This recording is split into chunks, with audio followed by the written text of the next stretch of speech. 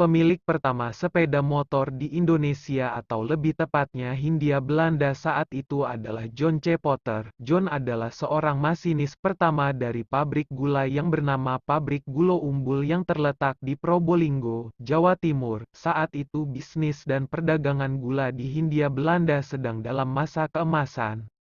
Tidak heran para pegawai dan pekerja di pabrik maupun perusahaan gula sangat sejahtera dan mapan hidupnya, tak terkecuali John. Pada saat itu, John memiliki keinginan dan keberanian untuk mencoba akan hal yang belum terpikirkan oleh banyak orang, yaitu membeli sepeda motor.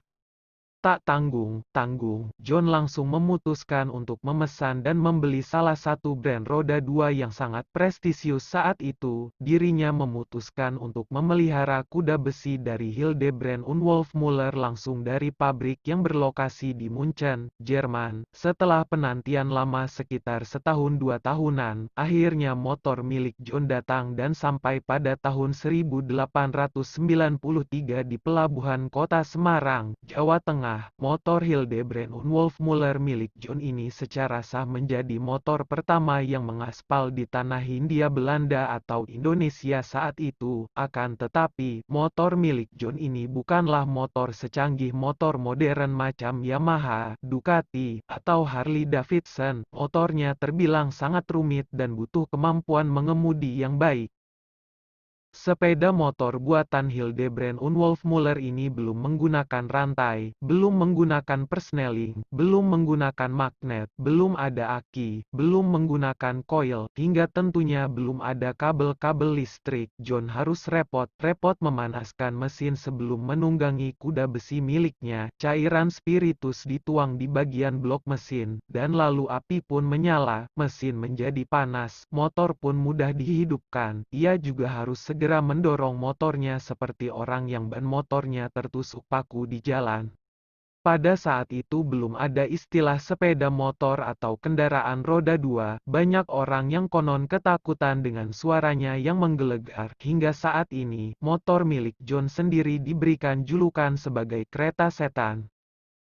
Namun sayang pada tahun 1932, motor milik John ini sudah terbengkalai dan penuh karat setelah ditinggalkan di garasi rumah miliknya. Sempat ada usaha dari para montir asal Surabaya untuk mereparasi dan memajangnya untuk sebuah kantor direksi media otomotif The Motor.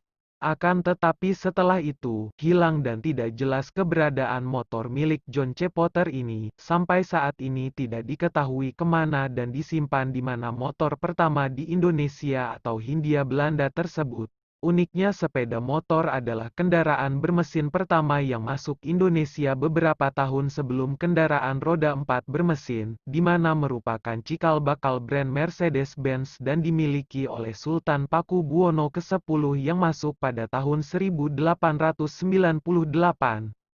Baru pada tahun 1910-an mulai muncul iklan brand motor macam Harley Davidson, Indian, Excelsior, Bro Superior, hingga Norton. Pada akhirnya, sepeda motor milik John resmi menjadi kendaraan bermesin pertama yang menggunakan plat L, kode plat kota Surabaya.